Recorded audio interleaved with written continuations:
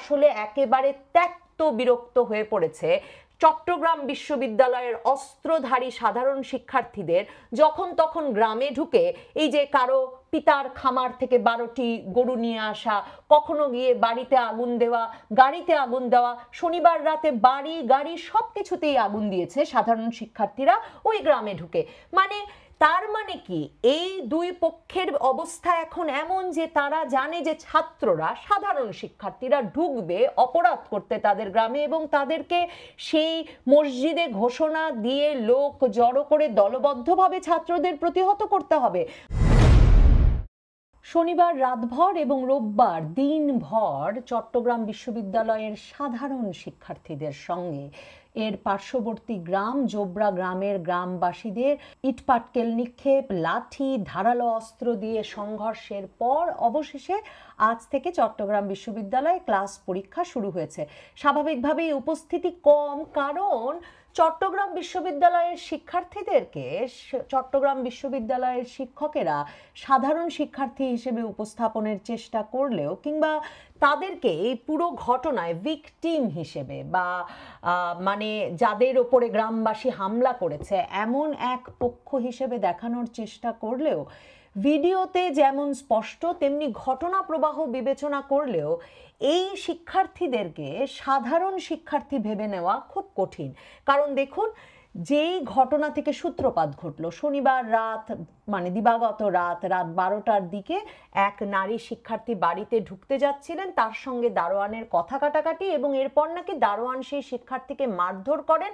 এই অভিযোগে চট্টগ্রাম বিশ্ববিদ্যালয়ের শিক্ষার্থীরা বিশ্ববিদ্যালয় প্রশাসনের সঙ্গে কোনো যোগাযোগ না করে নিজেরাই উদ্যোগী হয়ে দল বেঁধে গ্রামে ঢুকে গ্রামের বাড়িঘর ভাঙচুর করে, বাড়িঘরে আগুন দেয়। গ্রামবাসী তখন জেগে উঠে রীতিমতো মাইকে ঘোষণা দিয়ে দলবদ্ধ হয়ে চট্টগ্রাম বিশ্ববিদ্যালয়ের সাধারণ শিক্ষার্থীদের উপর হামলা চালায় এবং তারপর সারা রাতভর, রাত 12টার দিক থেকে রাত 4:15 পর্যন্ত হামলা পাল্টা হামলা চলে। আর্মির এসে সেই হামলা পাল্টা হামলার ঘটনা স্তিমিত করতে হয়। সকালে যখন সেনাবাহিনী আবার ফিরে যায় চট্টগ্রাম বিশ্ববিদ্যালয় থেকে, আবার দুই পক্ষ অস্ত্র শস্ত্র নিয়ে স্লোগান পাল্টা স্লোগানে 1.5 ঘন্টা পজিশন নিয়ে দাঁড়িয়ে থেকে রোববার আবারও দুপুর 12টা থেকে 4টা পর্যন্ত ধাওয়া পাল্টা ধাওয়া, ধারালো অস্ত্র ব্যবহার, ইটপাটকেল নিক্ষেপ করে। এবং তখন বিশ্ববিদ্যালয়ের উপাচার্য, আমি প্রশ্ন তুলেছিলাম যে এত ছাত্রলীগ যুবলীগ কোথায় আসছে গ্রামের ভেতরে এবং তাহলে তাদের ধরা হচ্ছে না কেন? এখন রহস্য আরো ঘনীভূত হয়েছে, কারণ বিশ্ববিদ্যালয় কর্তৃপক্ষ বলছে এর মধ্যে এই সাধারণ শিক্ষার্থীরা নাকি 6টা তালা ভেঙে নিরাপত্তা রক্ষীদের মারাত্মকভাবে আহত করে এবং উপাচার্যের হাত জোর করে অনুনয়, সেই অনুনয় উপেক্ষা করে সেই অস্ত্র তার মানে এই সাধারণ শিক্ষার্থীরা গ্রামবাসীর বিপক্ষে ব্যবহার করেছে। শুধু কি এই অস্ত্রই ছিল সাধারণ শিক্ষার্থীদের হাতে, নাকি সাধারণ শিক্ষার্থীরা অস্ত্র চালনায়, বাড়িঘরে আগুন দেওয়ায় এতটাই পারদর্শী হয়ে উঠেছে যে তাদের হাতে আরো অস্ত্র ছিল? যেই আলটিমেটাম দিয়েছে এখন চট্টগ্রাম বিশ্ববিদ্যালয় কর্তৃপক্ষ, 48 ঘন্টার আলটিমেটাম দিয়ে তারা শিক্ষার্থীদের বলেছে তাদের বিরুদ্ধে আইনানুগ ব্যবস্থা নেওয়া হবে। কেন তা না হলে কেন আইনানুগ ব্যবস্থা নেওয়া হবে? কেন যেই শিক্ষার্থীরা একটা বিশ্ববিদ্যালয়ের নিরাপত্তায় রাখা অস্ত্র শস্ত্র নিরাপত্তা রক্ষীকে মারাত্মক আহত করে, বিবৃতিতে চট্টগ্রাম বিশ্ববিদ্যালয় কর্তৃপক্ষ নিজে এই কথা লিখলো, মারাত্মক আহত করে অস্ত্র লুট করে নিয়ে যাবে যে শিক্ষার্থীরা পার্শ্ববর্তী গ্রামের গ্রামবাসীর ওপর হামলা চালানোর জন্য, মানে একটা যুদ্ধ পরিস্থিতি বজায় রাখার জন্য, সেই ছাত্রদের বিরুদ্ধে না হলে কেন আইনানুগ ব্যবস্থা নেওয়া হবে? কেন সাথে সাথে আইনানুগ ব্যবস্থা নেওয়া হবে না? উপাচার্য সেখানে উপস্থিত থেকে ছাত্রদেরকে বারবার অনুরোধ করেছিলেন, তাও তিনি মানে বোঝাতে পারেননি ছাত্রদের। তার মানে উপাচার্য, নিরাপত্তা রক্ষীরা কোনো ছাত্রকে চিনতে পারেন নাই, কাউকে চিহ্নিত করতে পারেন নাই। তারা কেন সেই ছাত্রদের বিরুদ্ধে ব্যবস্থা নিচ্ছেন না? আরো বিস্ময়কর হচ্ছে, চট্টগ্রাম বিশ্ববিদ্যালয় কর্তৃপক্ষ এখন বলছে এই যে অস্ত্রাগার তারা গড়ে তুলেছিলেন, তাদের নিরাপত্তা দপ্তরে যে 6টি তালা দিয়ে তারা বন্ধ করে রেখেছিলেন, এই অস্ত্রাগার গড়ে উঠেছিল 2024-এর 5ই আগস্টের পর চট্টগ্রাম বিশ্ববিদ্যালয়ের আবাসিক হলগুলো থেকে তারা যা যা দেশীয় অস্ত্রশস্ত্র উদ্ধার করেছেন, রামদা 130টি রামদা, ছুরি এসব উদ্ধার করেছিলেন, সেগুলো দিয়ে 2024-এর 5ই আগস্টের পর যে তারা এই অস্ত্রগুলো পেলেন, এগুলো কাদের কাছে ছিল? মানে এগুলো কি ছাত্রলীগ যুবলীগের কাছে ছিল, নাকি এগুলো ছিল আন্দোলনে অংশ নেওয়া ছাত্রছাত্রীদের কাছে? মানে কোন কোন হলে পাওয়া গেল, কার কার কার রুমে পাওয়া গেল, কিভাবে এসব অস্ত্র উদ্ধার হলো, এবং সকল অস্ত্র কি উদ্ধার করতে পেরেছে চট্টগ্রাম বিশ্ববিদ্যালয় কর্তৃপক্ষ, না আরো অস্ত্র রয়ে গেছে? এই যে ছাত্রলীগ যুবলীগের গল্প, সেই গল্পটি কিন্তু বারবার সংঘর্ষ তৈরি করছে পার্শ্ববর্তী গ্রামের সঙ্গে চট্টগ্রাম বিশ্ববিদ্যালয়ের। আমি এখন দেখছি অক্টোবরেও এক দফা ছাত্রলীগ যুবলীগ এসে সাধারণ শিক্ষার্থীদের ওপর হামলা করেছে, এমন অভিযোগে কিন্তু হামলা পাল্টা হামলার ঘটনা ঘটেছিল। অক্টোবরে এমন ঘটনা ঘটেছিল, বলা হয়েছিল যে স্থানীয় যুবলীগের সন্ত্রাসী হানিফের কয়েকজন লোকজন বিশ্ববিদ্যালয় এলাকায় দোকানে হামলার করে, এবং দোকানে হামলা করে পাশাপাশি তারা শিক্ষার্থীদের সঙ্গে সংঘর্ষে জড়ায়।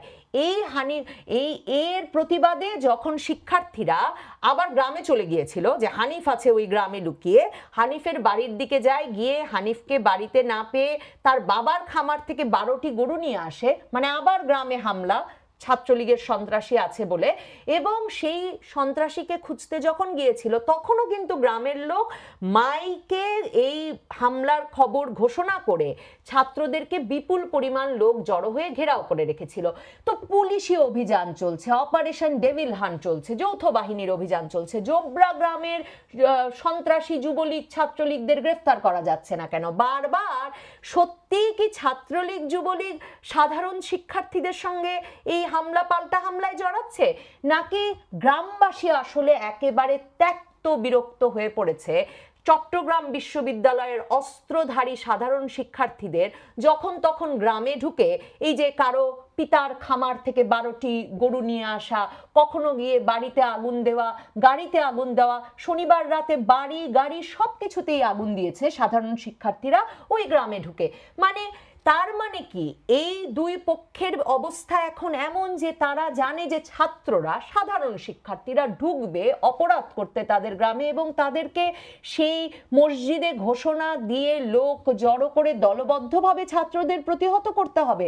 বাংলাদেশের শীর্ষস্থানীয় বিশ্ববিদ্যালয়ের ছাত্রদের অবস্থা কি এই রহস্যগুলো ভেদ না হলে, এই বিষয়গুলো না জানলে সাধারণ শিক্ষার্থী, ইনোসেন্ট, নিরীহ, একেবারে তারাই ভিকটিম, এটা বিশ্বাস করা আমার জন্য মুশকিল। কারণ আমি বিশ্বাস করতে পারি না, আমার ধারণা আপনাদের অনেকেরই কষ্ট হবে, যে সাধারণ শিক্ষার্থীরা কোনো প্রতিরোধ গড়ে তুলতে প্রথমেই গিয়ে অস্ত্রাগার লুণ্ঠন, এবং সেজন্য প্রয়োজনে বিশ্ববিদ্যালয়ের নিরাপত্তা রক্ষীদের মারাত্মকভাবে আহত করেও অস্ত্রাগার লুণ্ঠন করে নিয়ে এসে পার্শ্ববর্তী গ্রামবাসীর ওপর ঝাঁপিয়ে পড়তে পারেন। দেখেন, এ কারণেই এসব রহস্যের বা এসব প্রশ্নের উত্তর নেই বলেই সম্ভবত উপাচার্য কেঁদে কেঁদে হেলমেটের তলায় সব ছাত্রলীগ তারাই ধারালো অস্ত্র ব্যবহার করছে এসব বলছেন বটে, কিন্তু উপাচার্য যেহেতু জানতেন, প্রফেসর কামাল উদ্দিন যেহেতু জানেন তার ছাত্রদের হাতেও ধারালো অস্ত্র আছে বিশাল সংখ্যায়, এবং তার ছাত্রদেরকেও আসলে তিনি বোঝাতে পারেন নাই পুরো রাতভর যুদ্ধ করার পরেও দিনের বেলায়ও যাতে তারা যুদ্ধে না জড়ায় অন্তত সেটুকুর জন্য, সে কারণে 60 ঘন্টা লেগেছে বিশ্ববিদ্যালয় কর্তৃপক্ষের একটা মামলা দায়ের করতে। এবং তারা যে মামলা দায়ের করেছে কি বিস্ময়কর, প্রথম আলো এই প্রশ্ন তুলেছে।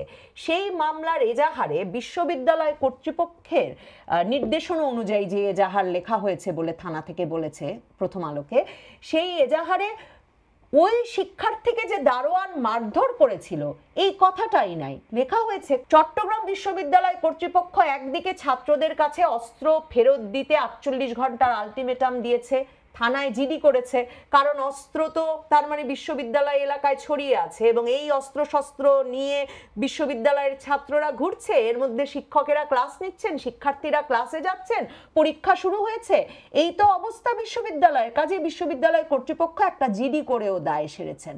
কিন্তু তারা এই কথা উল্লেখ করেন নাই তাদের মামলায় যে বিশ্ববিদ্যালয়ের ছাত্রদের কাছেও যে ধারালো অস্ত্র শস্ত্র। এবার সেনাবাহিনী, পুলিশ বাহিনীর তৎপরতা দেখিয়ে এদের সবাইকে গ্রেফতার করে ফেলা উচিত। এরা কি সত্যি বহাল তবিয়তে মহা নিশ্চিন্তে চট্টগ্রাম বিশ্ববিদ্যালয়ের পাশের গ্রামে বসে আছেন? এবং 1000 জন আরো আছেন অজ্ঞাতনামা, তাহলে তো জোবরা গ্রামবাসীর সকলকেই প্রায় গ্রেফতার করে ফেলা সম্ভব। এখন দেখা যাক পুলিশ, সেনাবাহিনী সে কাজ করে কিনা। ছাত্রলীগ, যুবলীগ যদি এই হামলায় জড়িত হয় হেলমেটের নিচে অথবা হেলমেটের ওপরে, তাহলে তো আমরা এই বিষয়ে আশ্বস্ত হতেই পারি যে ওই গ্রামবাসীর যারা যারা এই হামলায় জড়িত ছিলেন তারা কেউ রেহাই পাবেন না, রেহাই পাবেন না ওই গ্রামের লোকও। কিন্তু যদি গ্রেফতার যথাযথভাবে না হয় তাহলে তো প্রশ্ন ওঠেই যে আসলে সাধারণ শিক্ষার্থীদের আড়ালে কারা গ্রামবাসীর ওপর হামলায় গিয়ে জড়িয়ে পড়ল। এই গ্রামবাসীরা কারা? এই সাধারণ শিক্ষার্থীরা কারা? এই সাধারণ শিক্ষার্থীরা অস্ত্রধারী বলেই কি গ্রামবাসীকে নিজেদের এলাকা নিরাপদ রাখতে এই প্রতিরোধ গড়ে তুলতে হচ্ছে নিয়মিত, যে মসজিদে ঘোষণা দিয়ে দলবদ্ধ হয়ে তাদের ছাত্রদের ঘেরাও করে ফেলতে হয়, বা ছাত্রদের অগ্নিসংযোগ এসবের জবাবে তাদেরও অস্ত্রশস্ত্র নিয়ে নামতে হয়? এই বিষয়গুলো পরিষ্কার না করলে চট্টগ্রাম বিশ্ববিদ্যালয় কর্তৃপক্ষের পক্ষে আমি ধারণা করি নিরাপদে শান্তিতে বিশ্ববিদ্যালয় পরিচালনা করা খুব মুশকিল হবে। কাজেই এই রহস্য ভেদ হওয়া খুব জরুরি। আর না হলে এই প্রশ্নটুকু করে যেতেই চাই, চট্টগ্রাম বিশ্ববিদ্যালয়ে এত অস্ত্র এলো কোথা থেকে, আর কি করে এই এত অস্ত্র পরিচালনা, রামদা, ছুরি, এসব পরিচালনা চট্টগ্রাম বিশ্ববিদ্যালয়ের সাধারণ শিক্ষার্থীরা শিখে ফেললো। প্রশ্ন আসে, সাধারণ শিক্ষার্থীদের পক্ষে কি সম্ভব অন্যের বাড়িতে গিয়ে, একটা গ্রামে ঢুকে দলবদ্ধভাবে আগুন জ্বালিয়ে দেওয়া বাড়িতে এবং গাড়িতে? এবং সাধারণ শিক্ষার্থীদের পক্ষে কি সম্ভব সারা রাতভর যুদ্ধ করে পরের দিন আবারও 1.5 ঘন্টা পজিশন নিয়ে দাঁড়িয়ে থেকে তারপর 4 ঘন্টা ধরে যুদ্ধ চালনা করা আরেক গ্রামবাসীর বিরুদ্ধে?